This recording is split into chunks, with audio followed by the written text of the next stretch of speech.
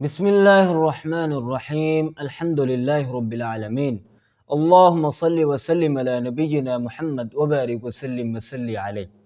حاضرین مجلس، ناظرین کرام، رب ذوالجلال والاکرام نے قرآن مجید میں ارشاد فرمایا، واللہ خیر الرازقین، اللہ تعالیٰ کی ذات سب سے بہترین رزق دینے والی ذات ہے۔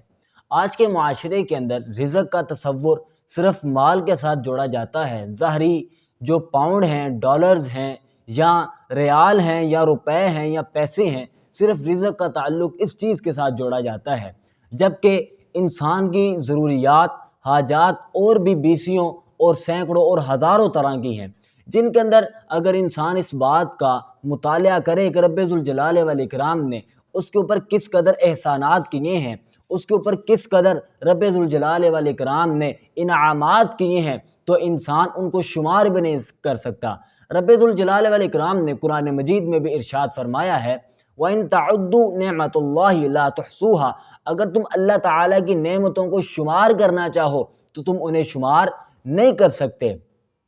آج کے دور کے اندر بہت سے لوگ بہت سے مسائل کا شکار ہیں، کسی کو کسی طرح کی حاجت ہے، کسی کو کسی طرح کی حاجت ہے، اور 99% لوگوں کی حاجتوں کا اگر پوچھا جائے تو وہ ان کی در حقیقت خواہشات ہوتی ہیں، جبکہ اسلام ہمیں اپنی حاجات پوری کرنے کے لیے، اپنی ضروریات پوری کرنے کے لیے، اپنی بیسک نیڈ کو پورا کرنے کے لیے جتن کرنے کی کوشش اور کاوش کرنے کی جو ہے وہ تعلیم دیتا ہے، لیکن اپنی خواہشات کے متعلق شب و روز انسان اپنی خواہشات کو پورا کرنے کے لیے ہی دن رات مارا مارا پھرتا رہے، اسلام اور دین سے دوری اختیار کیے ہوئے ہو، تو ایسے حالات میں اسلام اور شریعت نے ایسے شخص کو عبداللہ نہیں کہا، فرمایا جو شخص دین کو چھوڑ کر دنیا کی طلب میں لگ جاتا ہے وہ عبداللہ نہیں ہے، وہ اللہ کا بندہ نہیں ہے، بلکہ وہ عبد الدینار ہے، عبد الدرہم ہے، وہ درم و دینار کا بندہ بن جاتا ہے کہ انہی کو حاصل کرنے میں اپنی دن رات اپنی صلاحیتیں جو ہے وہ صرف کرتا دکھائی دیتا ہے۔ انسان اپنی حاجات کو اگر رب ذوالجلال والاکرام کے ہاں قبولیت کا درجہ دینا چاہتا ہے کہ کسی نہ کسی طرح میری حاجات مکمل ہو جائیں، وہ اپنی حاجات کو رب ذوالجلال والاکرام کی بارگاہ سے احسن انداز سے پورا کروا لوں، تو اس کے لیے نبی رحمت صلی اللہ علیہ وآلہ وسلم نے ایک جامع نسخہ بتلایا ہے۔ کوئی انسان کسی بھی وقت رب ذوالجلال والاکرام سے اس انداز سے مانگے تو رب ذوالجلال والاکرام اس کی اس حاجت کو، اس کی اس ضرورت کو ضرور بالضرور پورا فرما دیں گے۔ نبی کائنات صلی اللہ علیہ وآلہ وسلم کے صحابی عن عثمان بن حنیف رضی اللہ تعالی عنہ، حضرت عثمان بن حنیف رضی اللہ تعالی عنہ، ان اعمى اتی الی رسول اللہ صلی اللہ علیہ وآلہ وسلم، ایک نابینا نبی رحمت صلی اللہ علیہ وسلم کے بارگاہ میں حاضر ہوا، فقال، پس وہ کہنے لگا، یا رسول اللہ، اے اللہ کے رسول صلی اللہ علیہ وآلہ وسلم،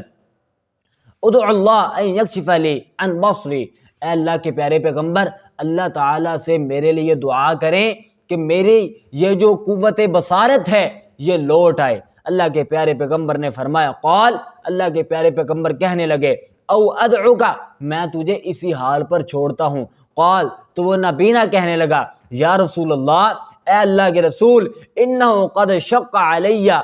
ذحاب البصر، قال، کہنے لگا،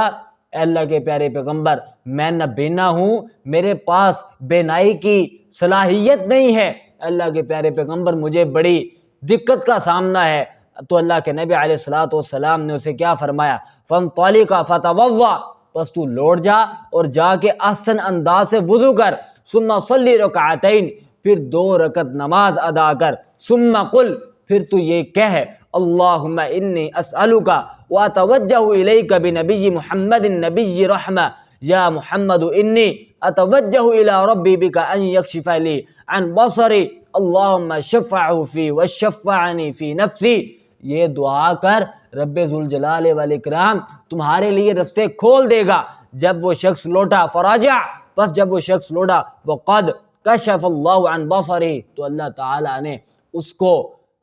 قوت بینائی سے نواز دیا تھا۔ رواہ الترمذی، اسے امام ترمذی علیہ الرحمہ نے روایت کیا ہے، وصححہ والنسائی، امام نسائی نے اسے صحیح کہا ہے، وابن ماجہ وابن خزیمہ والحاکم وقال صحیح علی شرط البخاری والمسلم، اسے بخاری اور مسلم کی شرط پر صحیح کہا گیا ہے۔ نبی رحمت صلی اللہ علیہ وسلم نے ہمیں اپنی حاجات کو پورا کروانے کے لیے ایک جامع نسخہ، ایک عبادت کا بتلا دیا کہ کوئی شخص اپنے معاملات رب جلیل کے ہاں رکھ کر منوانا چاہتا ہے تو اس کا اصول، قاعدہ اور ضابطہ یہ ہے کہ اچھے انداز سے وضو کرے، 2 رکعت نماز ادا کرے، رب جلیل سے دعا کرے، اور باقاعدہ آقا نے جو تعلیمات دی ان تعلیمات کو اپنا کر اگر وہ شریعت کے مطابق رب ذوالجلال والاکرام سے دعا کرے گا، رب ذوالجلال والاکرام اس کی دعا کو ضرور قبول فرمائیں گے۔ لیکن افسوس اس بات کا ہے کہ آج کے معاشرے کے اندر اگر کوئی بیمار ہوتا ہے تو اس کے ذہن میں سب سے پہلے جو تصور ہے وہ ڈاکٹر کا اور طبیب کا آتا ہے، لیکن آنا تو یہ چاہیے تھا، ہونا تو یہ چاہیے تھا کہ ہمارے ذہن میں تصور آتا تو آیات شفا کا تصور آتا، ہمارے ذہن میں تصور آتا تو سورۃ الفاتحہ کا تصور آتا، اور اسی طرح دیگر معاملات ہیں۔ سب سے پہلے ہمیں دین کی طرف پلٹنا ہے، دین کی طرف رجوع کرنا ہے، اسی میں ہماری حقیقی کامیابی ہے۔ رب ذوالجلال والاکرام سے دعا ہے اللہ تعالی ہمیں حقیقی معنوں میں اسلام اور شریعت پر عمل کرنے کی توفیق عطا فرمائے۔ وما توفیقی الا باللہ۔ السلام علیکم ورحمۃ اللہ۔